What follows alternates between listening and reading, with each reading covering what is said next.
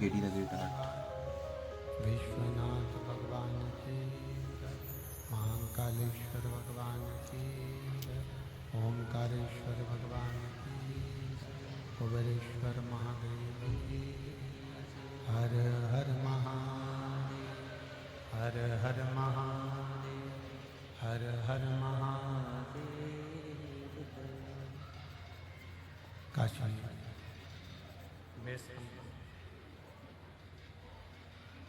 विश्वनाथ भगवान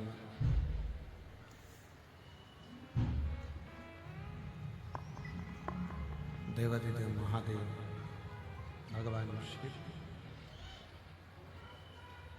जिनकी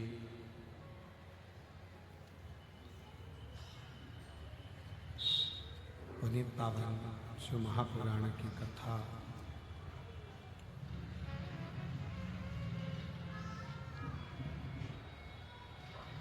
संपूर्ण विश्व के कल्याण हेतु बाबा देवादिदेव महादेव की कृपा से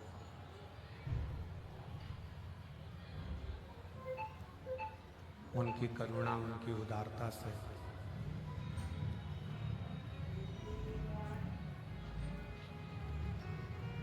मातृवेणी के पवित्र संगम पर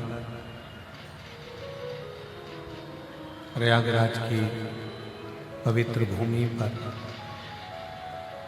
माँ गंगा, माँ यमुना, माँ सरस्वती की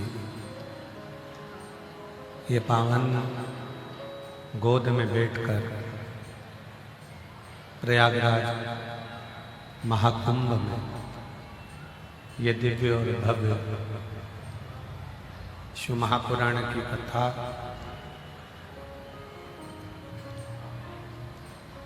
सेक्टर नंबर 21 पीपा पुल नंबर 1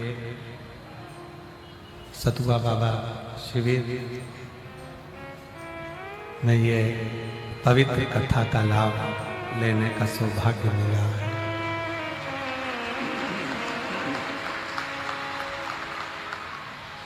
बाबा जी को जब हमें एड्रेस बोलते हैं तो हंसी इसलिए आती है कि महाराज जी ने पूरा एड्रेस याद कर लिया और सही एड्रेस तो यही है, प्रयागराज, जहां संपूर्ण जीव को एक ना एक दिन इस त्रिवेणी के संगम पर आना है। शिव कृपा से इस पवित्र पावन कथा का जो दिव्य और भव्य आयोजित किया गया है,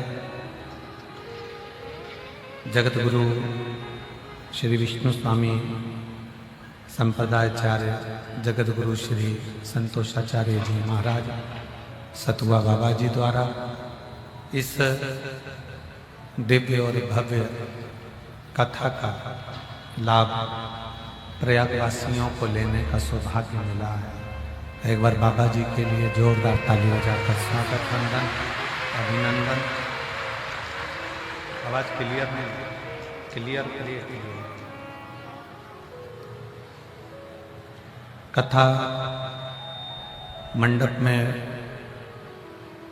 व्यासपीठ के नजदीक में मंच की शोभा बढ़ा रहे रामायणी कुटी वाले महाराज जी चित्रकूट से, साथ में मंच पर विराजमान सौराष्ट्र की पवित्र धरा से महामंडलेश्वर परम पूज्य श्री गोपाल बाबा जी। एक बार जोरदार ताली बजाकर उनका भी स्वागत, वंदन, अभिनंदन। इस पवित्र पुण्यमय भूमि, जिस भूमि पर सभी यजमान परिवार श्री श्याम सुंदर जी गोयल, श्रीमती मधु गोयल नोएडा, श्री सुनील शर्मा, श्रीमती इंदु शर्मा सरहानपुर, श्री अमित जी मुदगल, श्रीमती रजनी जी मुदगल बीटा अंबाला हरियाणा, चतुर्वेदी परिवार झांसी काशी, इन सभी के द्वारा इस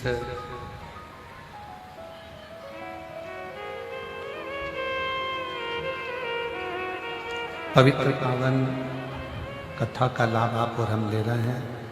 स्वर्गीय सतपाल सीताराम जी जैन जी की स्मृति में श्री संजय सतपाल जैन, श्री राजेश सतपाल जैन, मनीष जैन, शुभम जैन, ऋषभ जैन, पुणे महाराष्ट्र से एक बार सभी यजमान परिवार के लिए जोरदार ताली बजाकर स्वागत है, अभिनंदन। जिनकी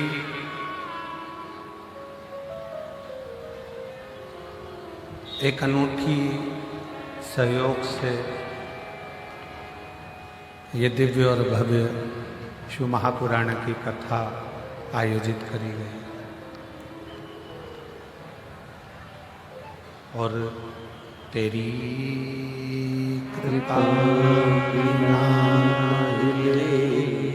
एक भीड़ो लेते श्वास तेरी कृपा से तनु तनु बखान क्या करूं मैं राहों के ढेर का, चपटी भभूत मेरे खजाना कुबेर का, हे गंगाधार मुक्ति द्वार ओमकार तू, भोले ओमकार तू, आयुष तिहारी शंभु तार तार तू, बखान क्या करूं मैं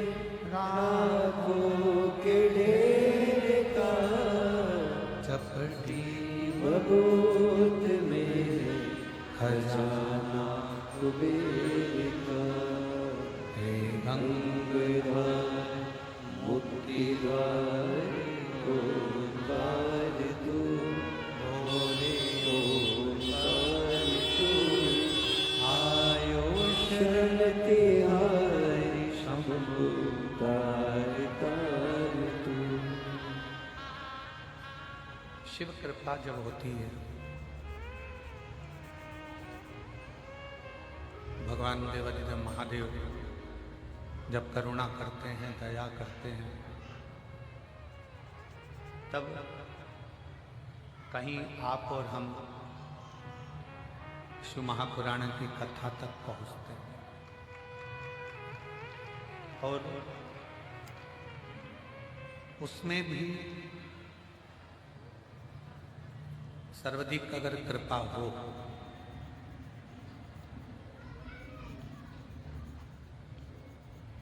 तो त्रिवेणी का संगम, प्रयागराज की भूमि और उसमें भी भगवान शंकर की कथा, जैसे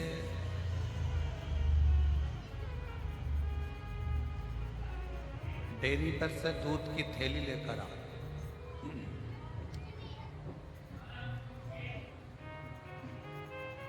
दूध वाले की दुकान से दूध लेकर आओ और दूध वाले की दुकान से जब आप दूध लेकर आओगे तो उस दूध की कीमत 40 रुपये, 50 रुपये, 60 रुपये किलो लीटर।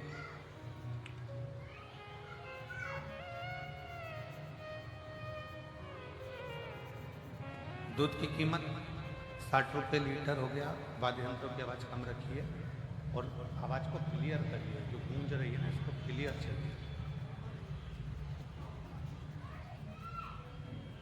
दूध की कीमत आप बाजार से लेकर आए 40 रुपये, 50 रुपये, 60 रुपये लीटर का हो, पर उसी दूध में अगर आपने शक्कर डाल दी तो उस दूध की कीमत बाजार में होटल पर थोड़ी बढ़ गई। 60 रुपये से ज़्यादा महंगा हो गया शक्कर डालने के बाद 80 रुपये लीटर। और उसी दूध में थोड़ी सी इलायची डाल दी तो फिर और उसकी कीमत बढ़ती चली गई। और उसी दूध में थोड़ी सी केसर घोट के डाल दी तो उसकी कीमत और बढ़ गई। फिर उसी दूध में थोड़ा सा काजू बादाम ले जाकर डाल दिया तो उसकी कीमत और बढ़ गई। दूध वही है, बस कीमत कब बढ़ी कि उसमें शक्कर डल गई, केसर डल गया, उसमें इलायची पाउडर डल गया, उसमें ड्राई फ्रूट्स डल गए, थोड़े काजू बादाम डल गए, थोड़ा पिस्ता डल गया, थोड़ा सामग्री डल गई, उसकी कीमत बढ़ गई। दूध वही है।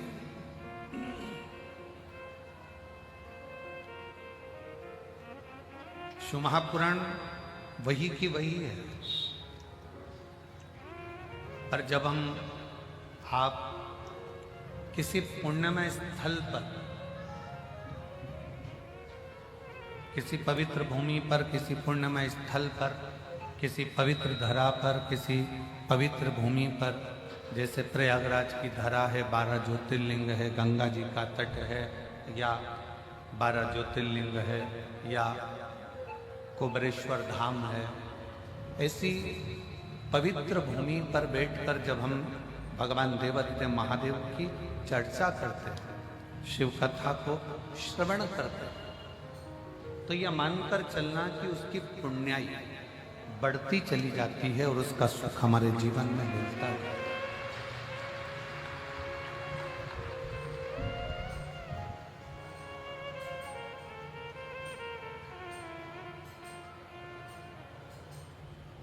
महाराज जी अभी सुबह कोई कह रहा था कि प्रयागराज में जब माघ की पूर्णिमा होती है उसके बाद में कल्पवासी भी चले जाते हैं और भक्त भी थोड़े चले जाते हैं। तो बात चल रही थी, कोई कह रहा था पता नहीं 12 तारीख के बाद ये भीड़ क्यों बढ़ रही है, ये समझ में नहीं आया। इतने में तीसरा व्यक्ति बोला कि जैसे अभी बाबा जी कहे कि शिव पुराण की कथा चल रही, तो तीसरा व्यक्ति बोला कि गंगा जी अब अभी तक सब जीवों को कृतार्थ कर रही थी, अब गंगा जी स्वयं शिव महापुराण की कथा सुनने के लिए शांति पूर्वक आनंद के साथ।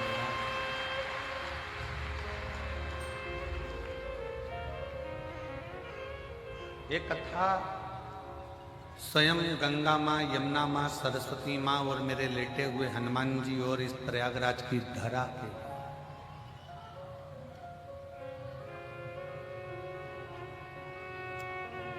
20 दिन पहले आपने क्या खाया था? सुबह 11 बजे, आपको मालूम है क्या? जम के बोलो जरा। 1 महीने पहले आपने क्या खाया था? 12 तारीख को शाम को 4 बजे, आपको याद नहीं। सुबह क्या खाया 20 दिन पहले, आपको याद नहीं। 8 दिन पहले क्या खाया, आपको याद नहीं। पर जो भी खाया वो तुम्हारे शरीर में रक्त बना और रक्त बनकर वो तुम्हारे शरीर में चलता रहा। जो खाया वो रक्त बन गया और रक्त बनकर चलता रहा। प्रयागराज में आप कथा श्रवण कर रहे हैं आस्था चैनल के माध्यम से, फेसबुक यूट्यूब के माध्यम से, और इस त्रिवेणी संगम के घाट पर बैठकर कथा सुन रहे हो। भले कथा आपको याद रहे ना रहे, भले शिव महापुराण की कथा आपके स्मरण में रहे ना रहे, पर इतना जरूर याद रखना कि ये प्रयागराज में सुनी हुई शिव पुराण की कथा तुम्हारी जिंदगी में कभी ना कभी काम जरूर आएगी और तुम्हारा कल्याण होगा।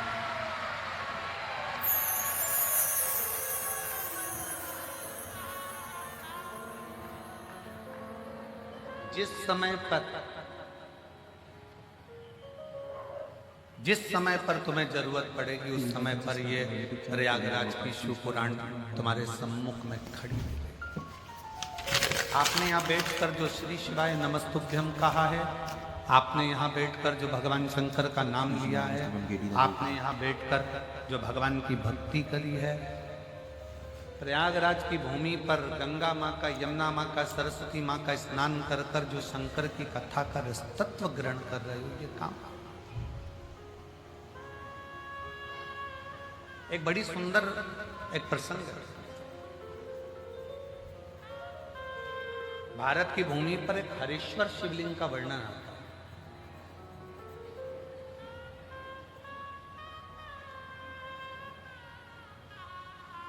भारत की भूमि पर एक ऐसा शिवलिंग, हरीश्वर शिवलिंग, जिसका चरित्र स्कंद पुराण में भी आता है, लिंग पुराण में भी आता है और शिव महापुराण में भी वर्णन आता है।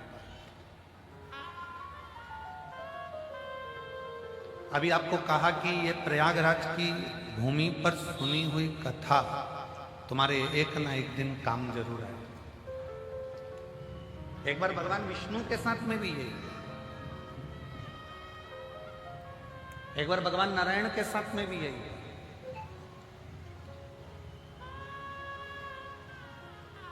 दैत्य गुरु शुक्राचार्य जी का एक शिष्य था, असुर प्रवृत्ति का।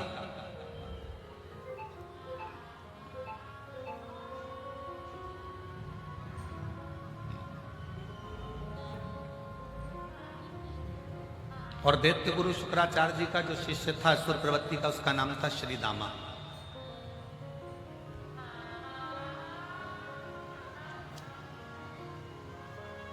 बड़ी असुर प्रवृत्ति थी उसकी।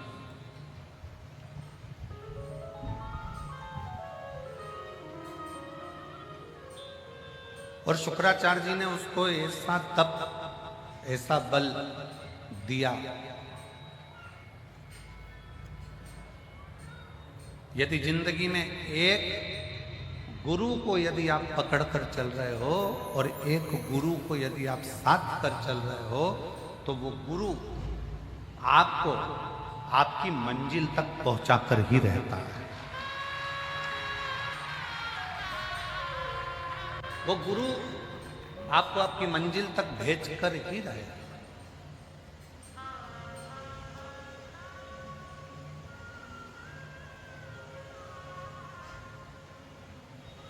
अभी परसों के दिन 12 तारीख को माघी पूर्णिमा के दिन बाबा जी के साथ त्रिवेणी का स्नान करने का सौभाग्य मिला। बाबा जी हाथ पकड़कर डुबकी लगवाई थी और बड़ा सुंदर सौभाग्य स्नान का मिला। नाव में बैठकर त्रिवेणी तक गए, त्रिवेणी से वापिस आए। रात्रि को विचार कर रहे थे कि वो नाव कितने यात्रियों को पार लगा देती है, पर आखिरी में वो नाव पानी में अकेली खड़ी रहती है।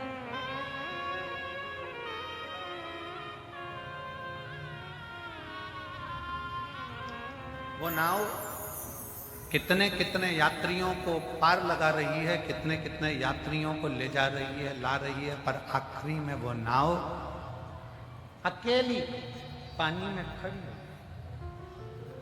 अकेली। नाव चलाने वाला भी उस नाव को छोड़कर चले जाता है और वो पानी के लहरों में, पानी के हिलोरे में अकेली खड़ी रहती। हमारे मन में आया, जिंदगी में असली जो गुरु होता है ना, वो इसी नाव की तरह होता है, अपने शिष्यों को पार लगाता रहता है और अकेला हिलोरे मारकर भगवान की भक्ति में रमा। अकेला जब बैठेगा तब सत्संग करेगा, जब बैठेगा तब हरि चर्चा करेगा, जब बैठेगा जब शिव चर्चा करेगा, जब बैठेगा जब भगवान की चर्चा करेगा, जब बैठेगा जब भगवत नाम का स्मरण करेगा, श्री शिवाय नमस्तुभ्यम जप लेगा, पंचाक्षर मंत्र नमः शिवाय कह लेगा, षडाक्षर मंत्र ओम नमः शिवाय कह लेगा। वो अपनी अलमस्ती में बैठा है, राम नाम, कृष्ण नाम, शिव नाम जप रहा है।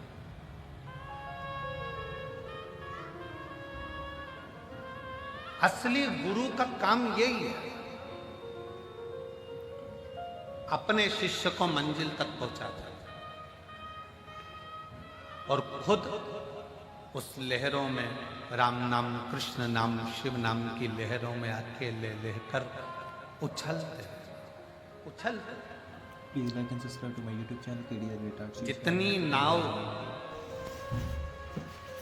यात्रियों के बैठने पर नहीं उछलती, उतनी नाव जब अकेली खड़ी रहती है तो पानी के थोड़े से हिलोरे से उछलती।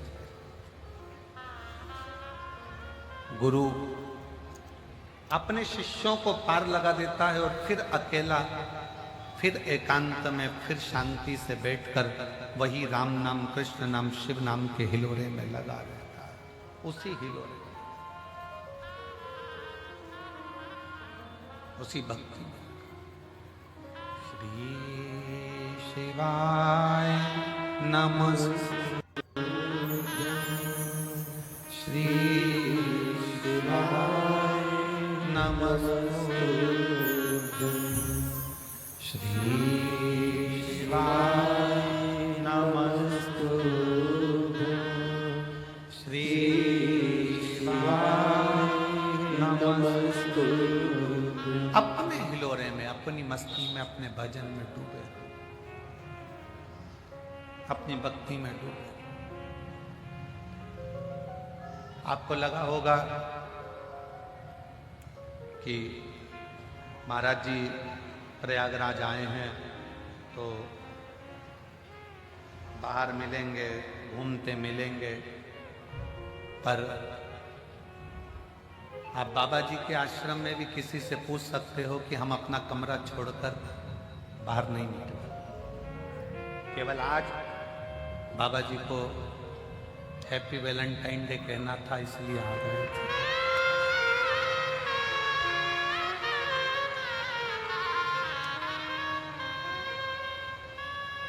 ये तो स्नेह वाला विषय है, ये तो स्नेहता का भाग। निकल गए बाहर, प्रणाम किया, नमन किया, थोड़ी देर बैठकर शिव चर्चा करी और फिर भंडारे में जाकर दर्शन किया। शिव तत्व हम क्यों आए हैं इस प्रयागराज की भूमि पर? आप क्यों आए हो इस प्रयागराज की भूमि पर? गंगा का स्नान करना, त्रिवेणी का स्नान, संतों का दर्शन करना, बैठकर शिव महापुराण की कथा सुनना, और अकेले बैठे हो तो अपने करमाला से, मनमाला से शिव नाम का उच्चारण। क्यों आए? आप जिस लिए आए हो उसीलिए हम भी आए, हम भी इसीलिए आए। हमारा भी ये फर्ज है कि आए हो तो एकांत में बैठकर भगवत भजन करो, स्मरण करो, नाम जाप करो, कीर्तन करो, कुटिया में बैठो, भगवत नाम का जाप कर कर अपने जीवन को आनंद पाओ।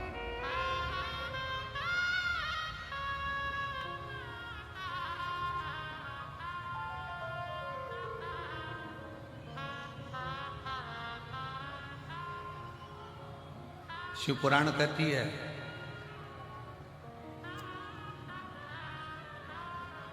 शुक्राचार्य जी ने अपने शिष्य श्री दामा को इतना इतना प्रबल बना दिया था कि उसको वज्र का बना दिया।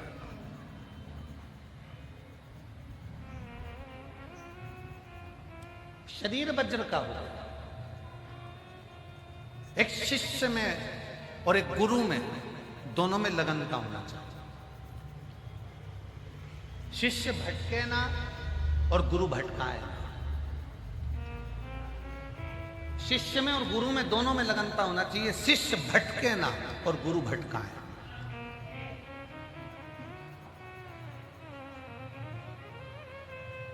अगर शिष्य भटकेगा नहीं और गुरु भटकाएगा नहीं तो यह निश्चित है कि शिष्य भी मंजिल तक जाएगा और गुरु भी मंजिल तक जाएगा। दोनों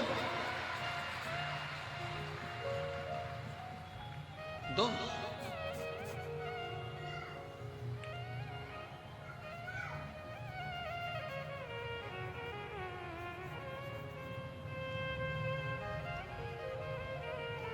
आप शिव महापुराण की कथा को सुनने के लिए आए हो, शंकर भगवान की कथा का रसपान करने के लिए आए हो। आपके अंदर शिव तत्व को श्रवण करने के, भगवान शंकर की कथा को श्रवण करने की एक ललकता है।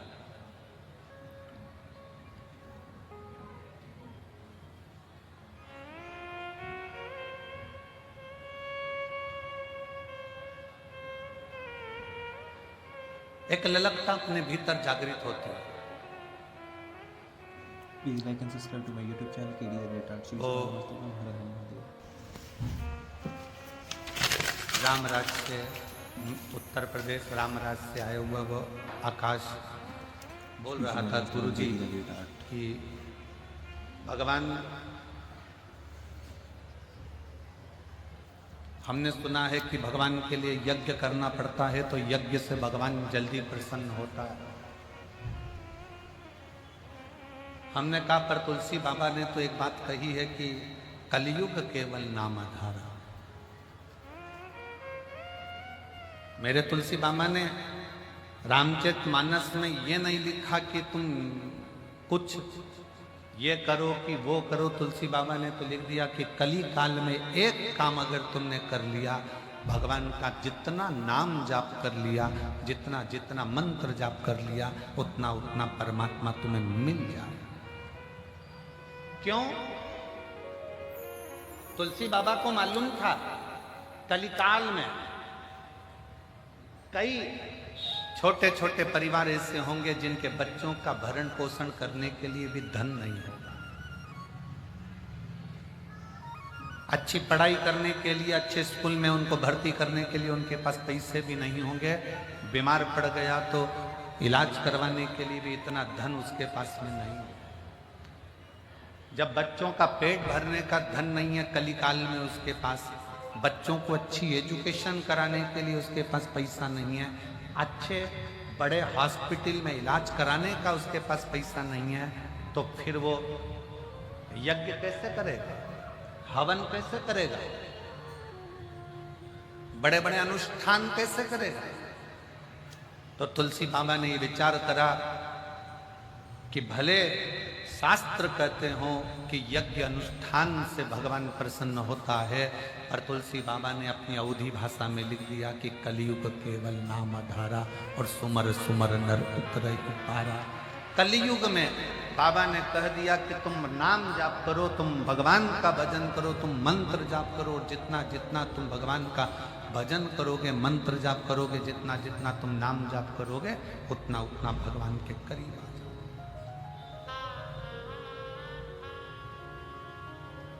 तुम जितना जितना मंत्र जाप कर रहे हो, तुम जितना नाम जाप कर रहे हो, तुम जितना स्मरण कर रहे हो, तुम जितना भजन कर रहे हो, उससे परमात्मा तुम्हारे करीब आ। एक बात बताओ, पार्वती जी ने क्या करा था जो शंकर भगवान पार्वती जी को बिहा कर ले गए? माता सती ने क्या करा था जो भगवान शंकर सती को बिहा कर ले गए? माँ उमा ने क्या करा था जो भगवान महेश उमा को बिहा कर ले गए?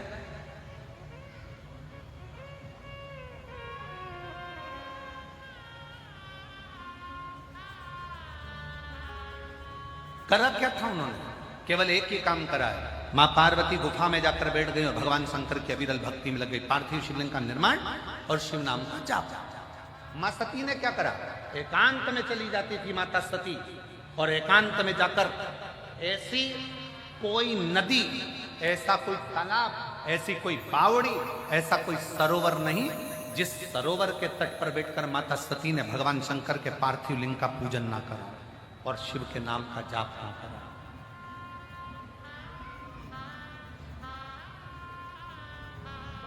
और जब दक्ष प्रजापति को मालूम पड़ा कि मेरी बेटी सती शंकर को भज रही है, दक्ष प्रजापति को लगा कि मैं तो अपनी बेटी का विवाह नारायण के साथ करूंगा, इंद्र के साथ करूंगा, जो सर्वश्रेष्ठ देवों में देव हैं उनके साथ में विवाह करूंगा, पर मेरी बेटी तो शंकर को भज रही है, शिव को। मेरी बेटी तो शंकर भगवान को भज रही है।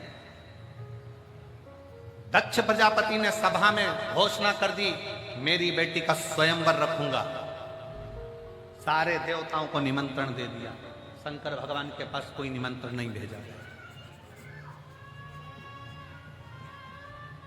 शिव जी के पास कोई निमंत्रण नहीं था। प्रसूति ने, माता सती की माता प्रसूति ने हाथ जोड़कर दक्ष प्रजापति से कहा, बेटी का मन है वो शंकर भगवान से विवाह करना चाहती है, तो तुम इस स्वयंवर में शिव को भी बुलाओ। दक्ष प्रजापति के भीतर अभिमान बहुत आ गया था। और फिर निवेदन करूंगा, ज्ञानी को समझाना सरल है, अज्ञानी को समझाना सरल है, पर अभिमानी को समझाना दुनिया का सबसे कठिन काम। किसी के अंदर ज्ञान है तो आप उसको समझा सकते हो, वो अज्ञानी है तो आप उसको समझा सकते हो, पर अभिमानी व्यक्ति को समझाना बहुत कठिन है। जिसके मस्तक पर अभिमान समाहित हो जाए उसको समझाया नहीं जा सकता। प्रसूति माता ने हाथ जोड़कर दक्ष प्रजापति से निवेदन करा कि ये मेरी बेटी सती शिव जी को प्रेम करती है, वो शिव जी से शादी करना चाहती है, आप शंकर भगवान को भी स्वयंवर में बुलाओ। दक्ष प्रजापति क्रोध में आ गए और क्रोध में आकर दक्ष प्रजापति ने कहा, सुनो प्रसूति, मैंने जब बोल दिया कि जिसको मैंने निमंत्रण दिया है बस वही स्वयंवर में आएगा, सती को जिसको मैंने बुलाया है उसी में से पसंद करना पड़ेगा और उसी के गले में माला पहनाना पड़ेगा।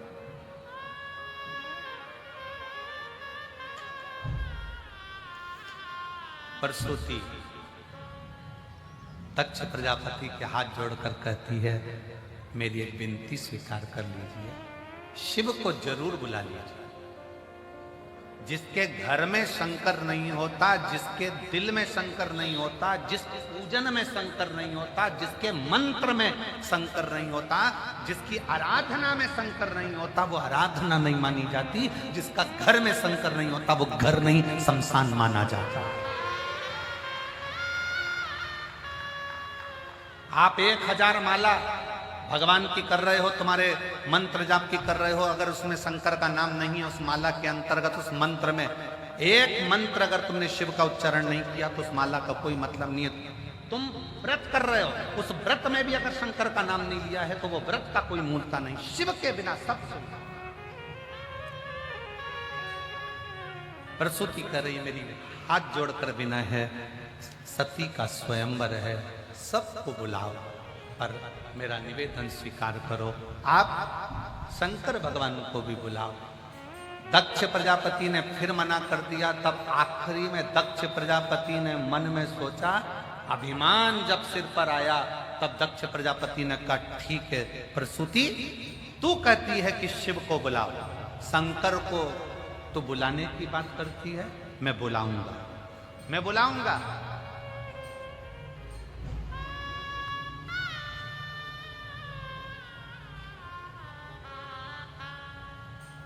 दक्ष प्रजापति ने मूर्तिकार को बुलाया, विश्वकर्मा जी को निमंत्रण दिया। विश्वकर्मा जी आज्ञा प्रभु। शंकर भगवान को देखा है आपने? विश्वकर्मा जी बोले, जी बिल्कुल डमरूधारी, त्रिशूलधारी, त्रिपुंडधारी, त्रिनेत्रधारी, जटाधारी, गंगाधारी, वो शंकर की एक मूर्ति बनाओ और उसको मेरे दरवाजे पर द्वारपाल बनाकर खड़ा कर। शिव जी की मूर्ति बनाओ और उसको दरवाजे पर द्वारपाल बनाकर खड़ा करो।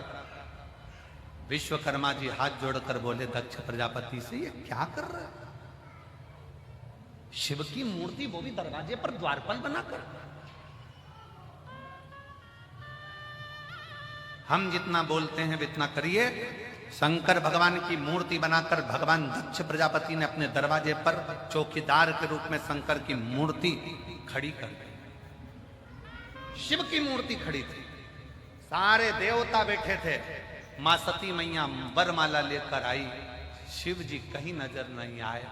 तब सखी ने आवाज लगाकर कहा कि दरवाजे के नजदीक में शंकर तो नहीं, पर शंकर की मूर्ति, शिव की। सती मां दौड़ पड़ी, सारे देवता देखते रह गए। सती मां दौड़ते दौड़ते दरवाजे पर गई और दरवाजे के बाहर जो द्वारपाल की पत्थर की मूर्ति शिव जी की थी, उस मूर्ति के गले में जैसे ही वरमाला डाली, शंकर भगवान प्रकट हो गए। वरमाला डालते ही शिव प्रकट हो गए। शिव महापुराण में शंकर भगवान स्वयं माता सती के, जिस समय पर माता सती दक्ष प्रजापति राजा के घर में यज्ञ में विध्वंस होती हैं और कंधे पर जब मां सती को धारण कर कर मेरे शंकर तांडव मचाते हैं, तब भगवान नारायण पूछते हैं, प्रभु ये कैसी लीला है? कैसी? शिव जी कहते हैं नारायण भगवान से, भगवान हरि, हे भगवान नारायण, आज वचन देता हूं, मेरी सती ने पत्थर की मूरत पर माला पहनाकर मुझे पाया था, जो मेरे शिवलिंग पर भूल से भी जल चढ़ा देगा उसे मैं अपना बना लूंगा। ये सती मेरा वचन है, हे नारायण, ये सती मेरे कंधे पर पड़ी है और मैं वचन देता हूं, जो भूलवश भी मेरे पाषाण की मूरत पर भी, शिवलिंग पर भी जल समर्पित कर दे, उसको मैं अपना मान लूंगा। दुनिया के लोग कहते हैं आपके एक लोटे जल ने बड़ा कमाल कर दिया। ये एक लोटे जल में ऐसा क्या है? शिव महापुराण के एक एक तत्व को अगर ध्यान से पढ़ोगे तो शंकर के वचन भगवान विष्णु से कहे गए। सती ने मुझे पाषाण की मूर्ति पर वरमाला पहनाकर मुझे प्रकट कर लिया था। संसार का मनुष्य कलिकाल में अगर एक लोटा जल समर्पित करेगा तो मैं उसको अपनाऊंगा, मेरा हो जाए, सारी समस्या का हल वो मेरा है, मेरा अपना हो जाए। भगवान विष्णु ने दक्ष प्रजापति से निवेदन करा, भगवान शंकर के साथ में तुम्हारी बेटी सती का विवाह हो गया है, तो निवेदन स्वीकार करो, इनका मंगल पाणी ग्रहण संस्कार कराओ, मंगल विवाह कराओ।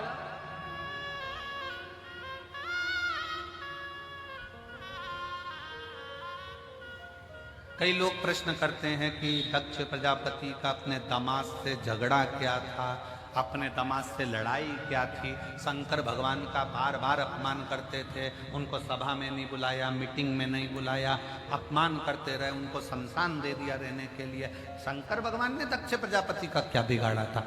शंकर भगवान ने दक्ष प्रजापति का कुछ नहीं बिगाड़ा। संसार में ऐसे कई लोग हैं जो किसी का कुछ नहीं बिगाड़ते तो भी लोग उनका बिगाड़ने में लगे रहते हैं।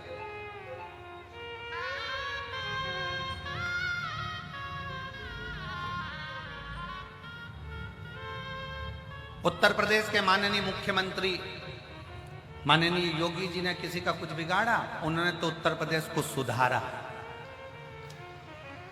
उन्होंने उत्तर प्रदेश को सुधारने का प्रयास किया,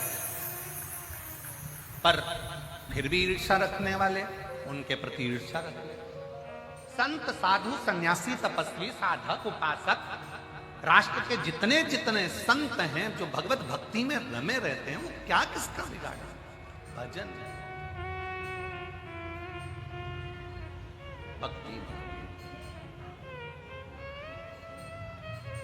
एक पाषाण की मूर्ति भी शिव को प्रकट कर शिव। एक पत्र है, देखिए,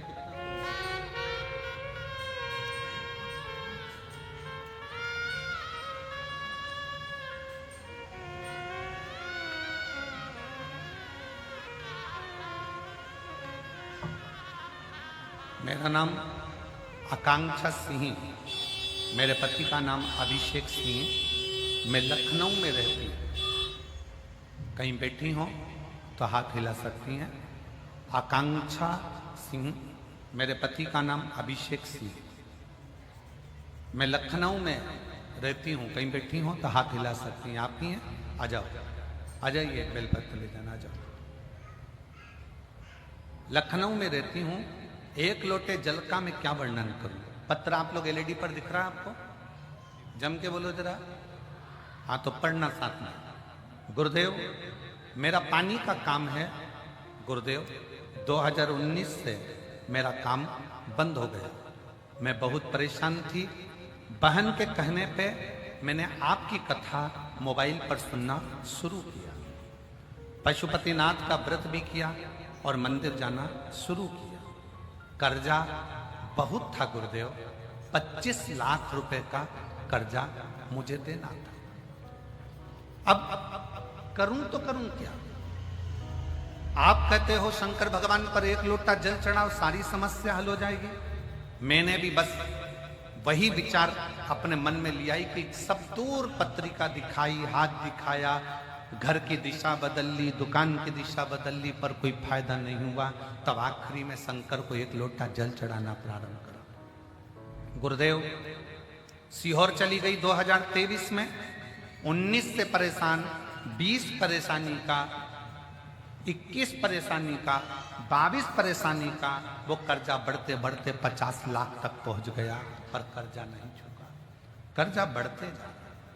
2023 आया, मंदिर में जल चढ़ाती रही और एक दिन सीहोर चली गई। सीहोर में रुद्राक्ष महोत्सव चल रहा था।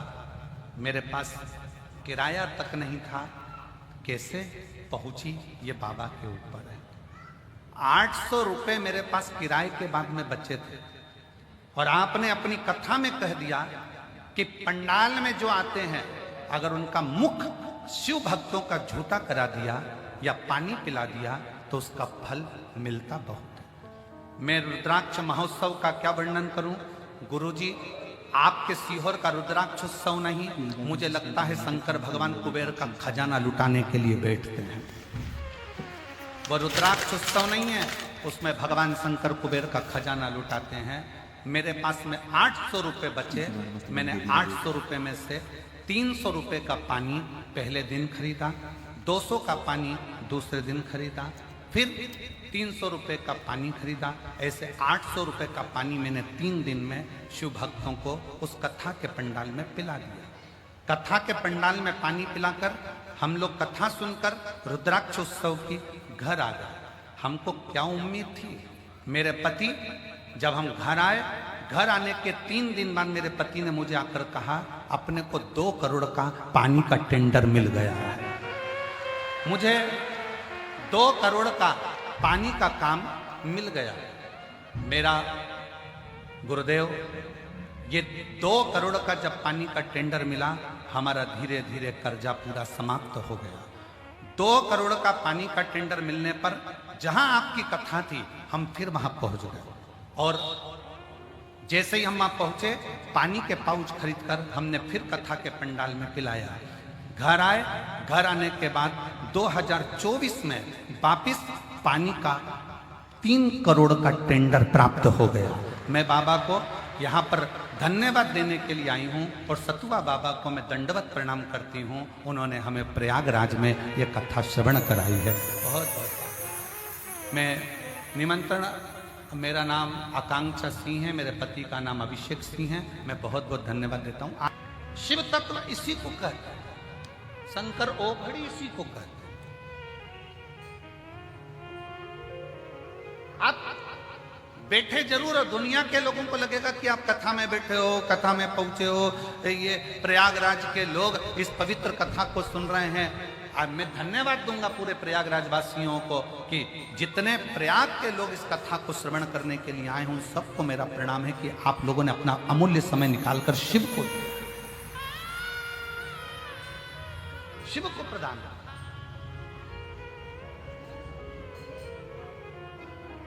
लगेगा लोगों को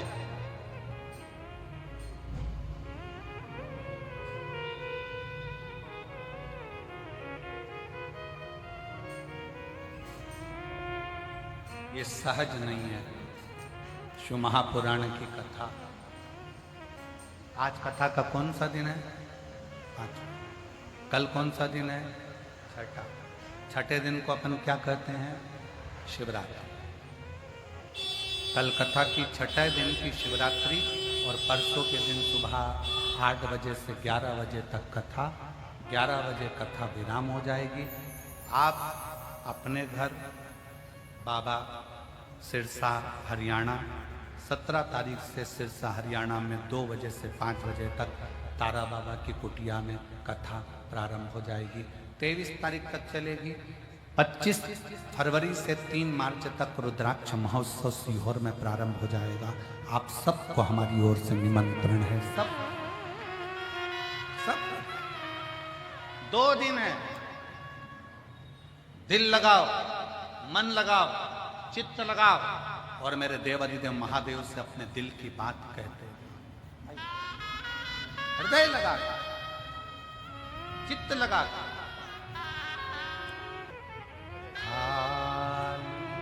ना जाता कोई दर से तुम्हारे, खाली न जाता कोई दर से तुम्हारे, मैं भी खड़ी हूँ नंदी बाहे पसारे, अपने हृदय से लगा लो, गिरा जा रहा हूँ, उठा लो, भोले अपने दर से अब तो न टालो, गिरी जा रही हूँ, उठा लो। अब शिव से अपनी बात करो।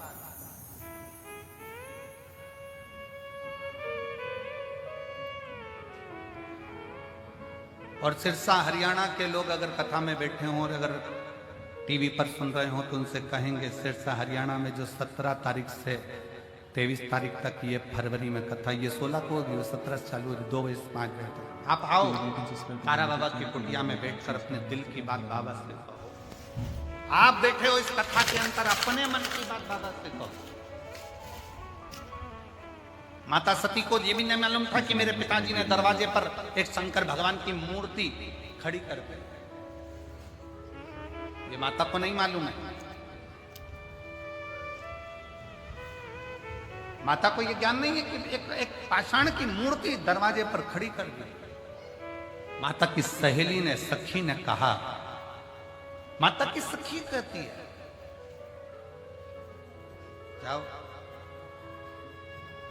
दरवाजे पर शंकर की मूर्ति तेरे पिताजी ने लगाई, और जो माला लेकर दौड़ पड़ी दरवाजे से।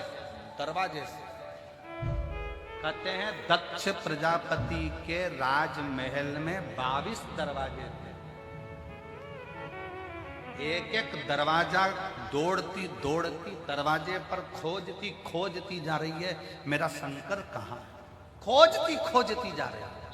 आप में से कई माताएं, कई मेरी जीजियां, कई मेरे जीजा ऐसे बैठे हुए हैं, कई मेरे जीजा ऐसे बैठे हैं, मेरी जीजियां ऐसी बैठी है कि शिव महापुराण को पूरे कुंभ के मेले में खोजती 21 नंबर सेक्टर में पहुंच रही हैं कि मुझे बाबा को देख।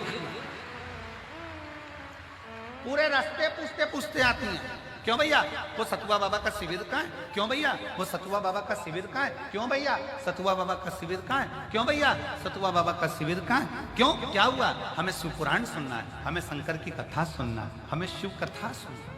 पूछते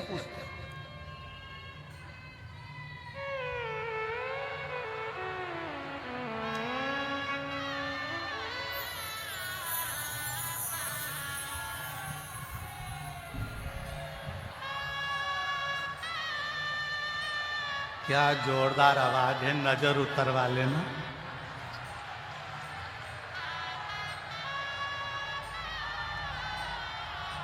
साधु का प्रणाम। बहुत जोरदार आवाज, घर जाके नजर जरूर करवा लेना और काली टिक्की जरूर लगा देना। भगवान शिव जी से अपने मन का भाव बड़े हृदय से, दिल से बाबा को प्रार्थना करिए, निवेदन करिए। जिस भाव से आप सब कथा श्रवण करने आए हो, बाबा को अपने मन का भाव अवश्य दिल से प्रार्थना। जहाँ जगह मिले वहाँ बैठ कर बोलो, हृदय से बोलो, प्रार्थना करो, निवेदन करो। साथ में आप और हम सब मिलकर बाबा को अपने मन का भाव करें, दिल से प्रार्थना। जहाँ जगह मिले वहाँ बैठो।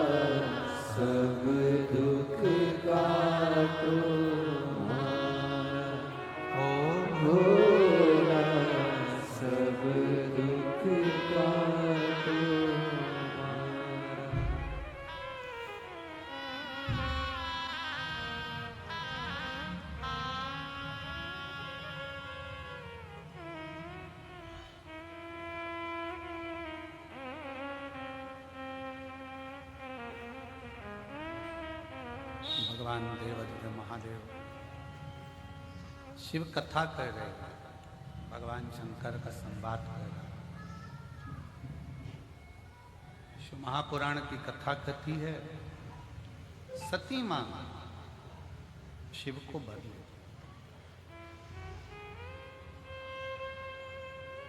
एक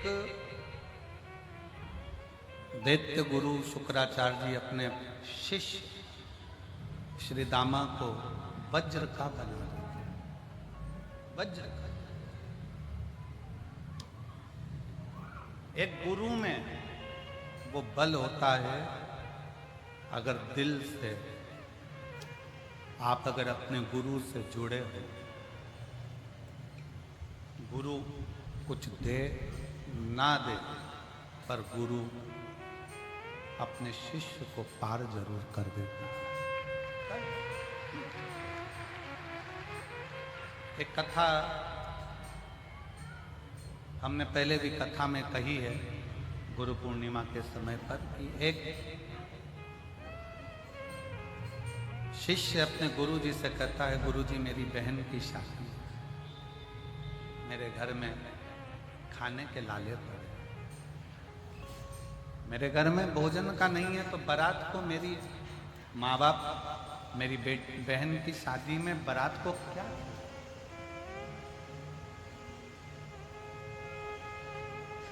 गुरुजी मेरा छोटा सा गांव है, छोटा सा घर है, मैं ब्राह्मण का बच्चा हूँ और मेरे पास में मेरी बहन की शादी के लिए मेरे पापा मम्मी के पास कुछ भी नहीं। गुरुजी मैं मेरी बहन की शादी में जाऊं? गुरुजी ने कहा जाओ। गुरुजी हमारे यहाँ शादी में कुछ भी नहीं है, लड़के वालों को क्या खिलाएं? गुरुजी मैं जाऊं? जाओ। गुरुजी जब वो लड़का जाने लगा, गुरुजी ने उसको बुलाकर कहा, सामने 2 किलो अनार रखे हैं, ये अनार ले जा। जा। शिष्य ने अनार का झोला उठाया, लेकर चल दिया। अपने आप को कोस रहा है कि मेरी बहन की शादी है, गुरुजी के पास करोड़ों का धन है, पर गुरुजी ने 1 रुपया नहीं दिया और ये 2 किलो अनार क्या करूंगा, ले जाते ही सड़ जाते। लेकर चला, अपने आप को कोसता हुआ कि मेरी बहन की शादी, गुरुजी के पास करोड़ों का धन, कुछ ना दिया, 2 किलो अनार क्या कर। रास्ते में रुका था, जिस मार्ग से जा रहा था वहां का राजा बीमार पड़ा था। वेदों ने, डॉक्टरों ने कह दिया था कि राजा को जो दवाई देना है वो अनार के रस में देना है। पूरे बगीचे में अनार नहीं, पूरे नगर में अनार नहीं। अनार को ढूंढने के लिए दूत निकल गए, अनार नहीं मिला। तब इस बच्चे के झोले में अनार मिला और अनार लेकर दूत जाने लगे। उसने कहा, ये मेरी बहन की शादी के लिए, मैं नहीं दूंगा। उसको भी पकड़ कर ले गए। राजा को अनार का जूस निकालकर दवाई देना प्रारंभ करा। जो राजा मर रहा था वो राजा जीवित हुआ। अच्छा हुआ। राजा ने, अनार किसके? बगीचे के हैं। बगीचे के नहीं, इस बच्चे के झोले के हैं। बुलाओ उसको। बच्चे को बुलाया गया। ये अनार तुम्हारे? हाँ, मेरी बहन की शादी है, मेरे पास कुछ भी नहीं, मेरे गुरुजी ने ये अनार दिया था। चिंता मत करो, एक काम करो, राजघराने से दूत भेजे जाएं। इस बच्चे की बहन की शादी एक राजा की लड़की की शादी के बराबर होना चाहिए। सारी अंबारियां लुटा दी जाए, सारी अंबारियां लुटा दी जाए। जितना वैभव दे सकते हो उतना वैभव दो, जितना धन दे सकते हो उतना धन दो। गुरुजी धन नहीं देता, गुरुजी जो देता है वो ऐसा देता है। धन देगा तो 10 दिन चलेगा, पर गुरुजी ने वो अनार ऐसा दे दिया कि वो जिंदगी भर चल गया। और शादी अंबारी से। धन की प्रीतता नहीं, मन की प्रीतता होनी चाहिए। मन की प्रीतता। एक पत्र है, देखिए,